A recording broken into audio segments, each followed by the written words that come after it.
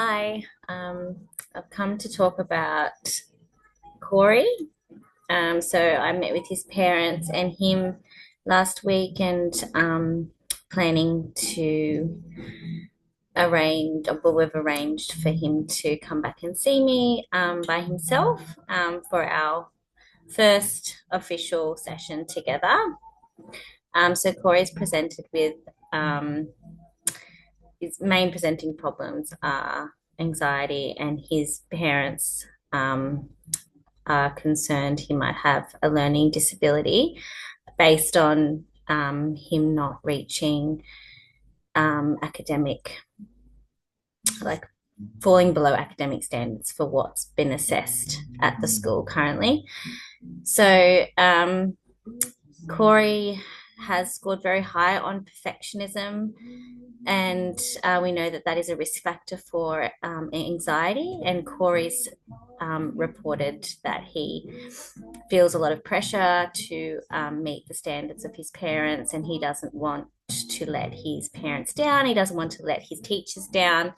Um, there's reports that he gets quite frustrated if he can't complete a task.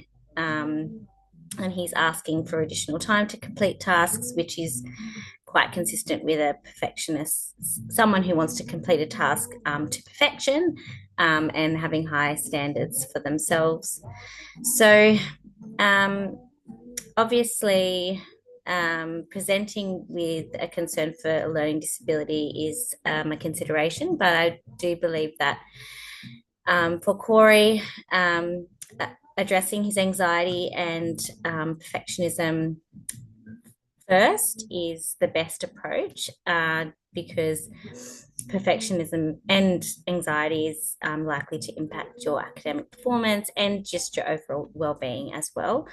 Um, Also, he did report that he feels that seeing a psychologist is also further evidence that he's a failure, and administering psychometric tests and cognitive tests or tests of performance, academic performance, is likely to give rise to some additional feelings of anxiety and reaffirm that belief that seeing a psychologist is evidence for failure. So I want to focus on building rapport with Cory in our initial session, as opposed to diagnosing him or focusing on his deficits. So,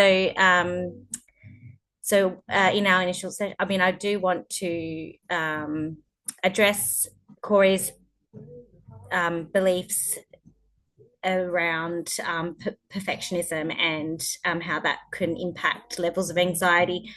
I think the best way to do that is through cognitive behavioral therapy. However, the first session won't be cognitive behavioral therapy heavy. It'll be more just getting to know each other and getting an understanding of Cory's experience, his internal experiences, and how he thinks and feels about things, and that kind of thing, just so he builds trust with me. And I sort of want Cory to realize that coming to see someone is not a negative, and that we can have fun together, we can learn new tools together, and I don't want to just talk at him, and I'd like him to be involved in the session and be leading the session as well, to feel like he's being heard and understood, and that he can share his feelings. An important consideration is that his cultural background, Chinese cultural background, and there is evidence around the Chinese somatization, as they say, or it could be Western psychologization, but there is a little bit of evidence around focusing on Cory's overt behavior or physical symptoms from his parents' reports. And I think that's worth considering, because there might be underreporting without realizing it, some of his psychological distress. So I think that the focusing on his anxiety is the right step because of that, and also involving his family not in our first session, but later on, I think will be very beneficial just for some psychoeducation. But obviously, Cory, he goes home and his parents are working still, and there's not a lot of routine for him to do his homework, and he might need some additional assistance with that. So I think it's the best way to ensure that his home environment is supportive of his learning. Um, and that'll give us an opportunity as well to get some reports of, behavioural observations from his parents on his reading and things. As he said, he's a slow reader, which I think is an important. That's important because that's Cory's self-reporting, and I think that we need to consider what he's saying as much as possible to tailor it to him and what he thinks is his presenting problems. So if we can get some observations from his parents around his reading and things, that would be very helpful, because reading is likely to impact all key learning areas. And if he is struggling with reading, that might be all that he needs assistance with. We don't know yet.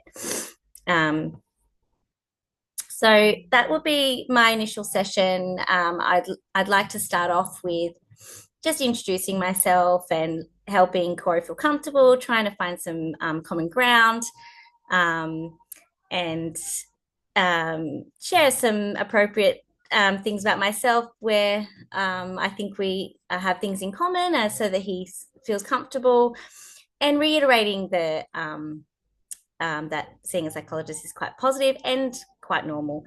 So to try and ease his anxieties with that, then I'd probably move on to um, uh, talking to Cory a little bit about just the concepts of CBT. So, like how our thoughts can impact our feelings and then impact our behaviors, and give some examples of that. So, for example, if I'm going into a test and I'm thinking, oh no, like I'm not going to do very well, and that thought, that's going to make me feel really worried and anxious and nervous about doing the test. And then my behavior associated that with might be, oh, I don't want to go do the test, I'm going to avoid that. So that's the other thing that I'd like to just give some examples for Cory, and ask him to sort of come back to me with what he thinks of that, and if he has any experiences of those kinds of thoughts and those feelings, and anything that he might worry about, if he's worrying about something regularly, if there's something that he worries about a lot. Just getting a little bit of a picture of his internal experience and how he views the world, and what kinds of assumptions and rules he lives by, and some of his beliefs about himself. And I think that's best done with some casual conversation, and a little bit of like that psychoeducation, CBT kind of stuff, challenging, your thoughts, and how our thoughts aren't always facts and things like that. But and then I'd probably move on to playing a game with Cory, but it wouldn't probably be a CBT related game. I'd probably want to play something like or Snap, something that's universally understood and very non-threatening. And this can give us a little bit of an understanding of how Cory relates socially with others, and his capacity to turn taking and perspective taking and things like that, which are all really important when we're trying to get a picture of what could be going on for Cory. Obviously, I'm focusing on the anxiety, but that not necessarily the only thing that's going on, and I need to understand that too. And so I want to make sure that our initial session is kind of covering a range of possibilities that he might be dealing with, so that I'm not sort of narrowing my focus and missing things. So and then that's also just fun, like there's nothing threatening about playing, it's not a test. It's just fun. And I think that's really important. And if Cory is still engaging quite well, and seems to be responding well to that approach, I might then start introducing something like a it's something that's sort of vaguely CBT related. So you are thinking about, like, feelings and thoughts flashcards, for example. So like, when have you felt this way, and get Cory to kind of describe the feelings, and that would be sort of based around emotional literacy. So just starting to understand that we've all got lots of feelings, we've all got lots of thoughts, and they're often related and interrelated, and they can impact our behavior. So sort of that kind of education, just introduction to the concepts of CBT, as opposed to jumping into CBT for Cory. Um, and I think that that will give him, he will feel comfortable and hopefully have enough fun that he wants to return, which obviously we want. We really want Cory to continue to come and seek help, and making the initial session comfortable and fun, I think, is the best way to do that. So that's what I do for Cory's first session.